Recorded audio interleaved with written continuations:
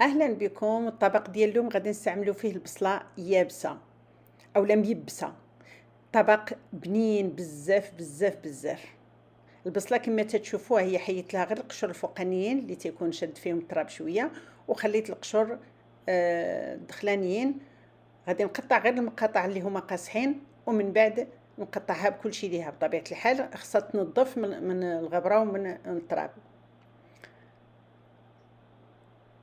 هاد القشور ديال البصله هما اللي غادي يساعدوني باش ينشفوا لي البصله مني نشلضها بالماكينه،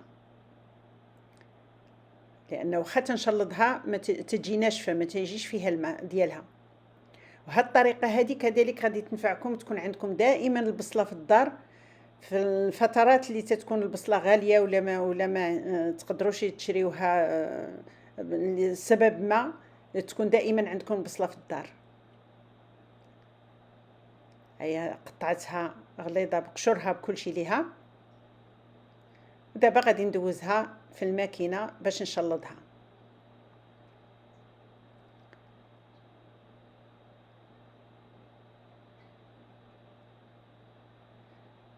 هاد الطريقه سهله ونافعه بزاف. غادي تكون دائما عندكم بصله في الدار، ها هي تجي ناشفه، واخا شلطتها تجي ناشفه. دابا غادي نديرها نفرقها في اللاطات باش ندخلها للفران اللي عندي سخون مزيان وطفيته. غادي ندخلها ونخليه يبرد عليها.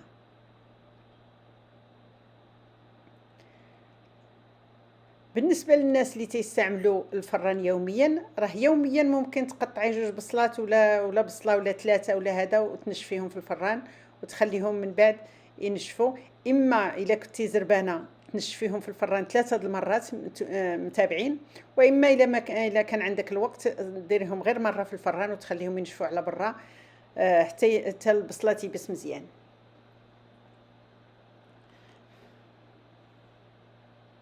هادوك القشور واخا تيتهرسوا شويه ولكن ما تيطحنوش مع البصله لان القشور قاصحين.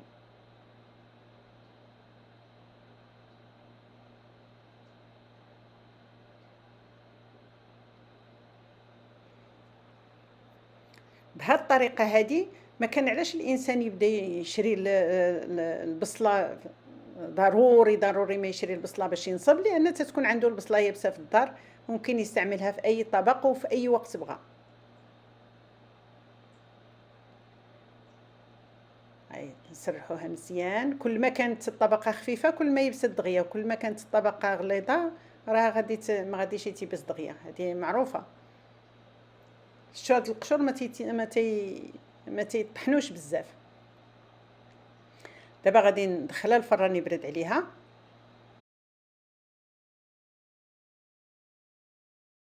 دابا غادي نخلي البصله يبرد عليهم الفران، ونكملوا الفيديو غدا ان شاء الله.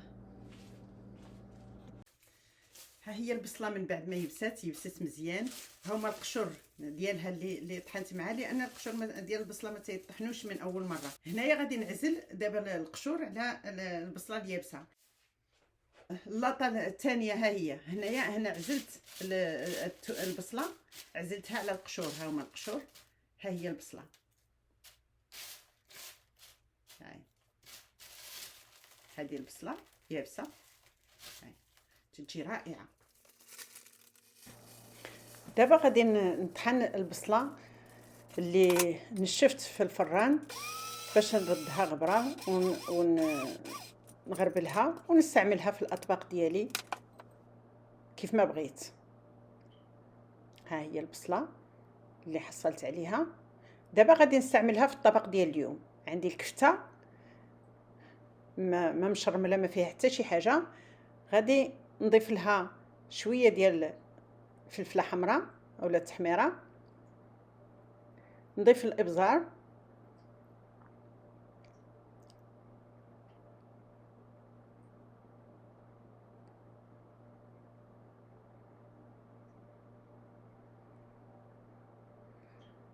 نضيف شويه الخرقوم كذلك اولا الزعفران اللي كان، شويه ديال الكمون،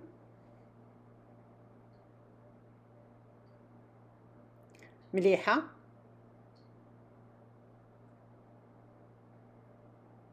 سكينجبير، ونحرك الكفته مع العطريه.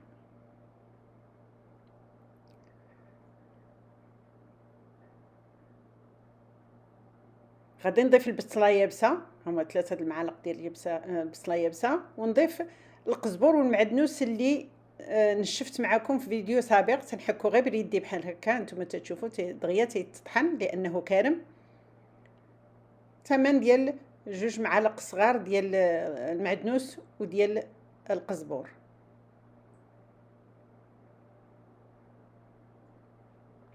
خلط مزيان الشرموله ديالي مع الكفته.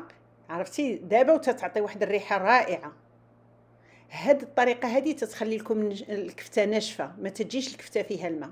دابا غندير لها قطيبات منين تشد، غير باش الانسان تيشد القطيبات ديال الكفته من داك العويدات، ما يقيش صباعو باليدام ديال الكفته بحال هكايا. ونديرها في المقله، غادي نشويها انا في المقله.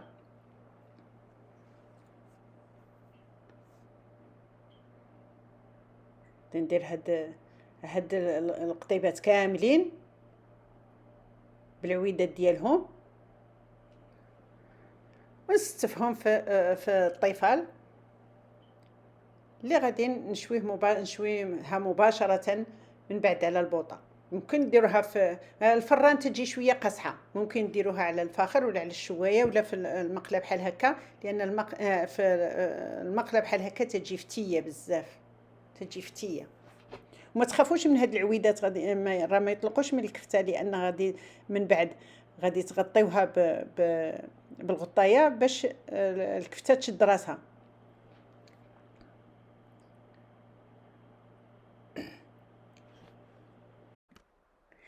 هاد الطريقه ديال العويدات في الكفته انا تتعجبني، لان ملي تجي تاكل الكفته تيبقاو يدك نقيين، ما يتقاسوش باليدام ديال الكفته.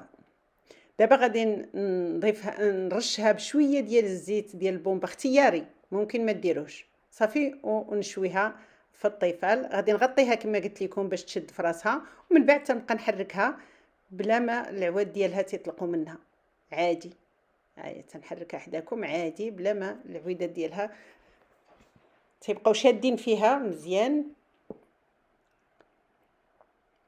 هاد الطريقه تجي بنينه بنينه بزاف.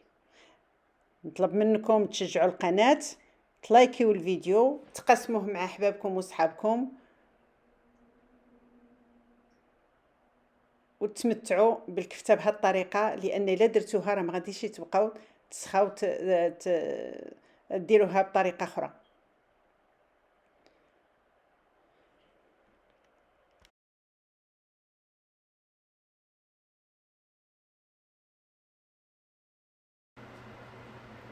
ها هي الكفته، البصله يابسه والربع يابس، عرفتي تطلع هائله، الريحه تتكسر منها تتكسر. اذا جربتوها عمركم ما ديروا البصله خضراء والربيع خضر مع الكفته، لان هذا اليابس تيخلي لها النكهه ديالها.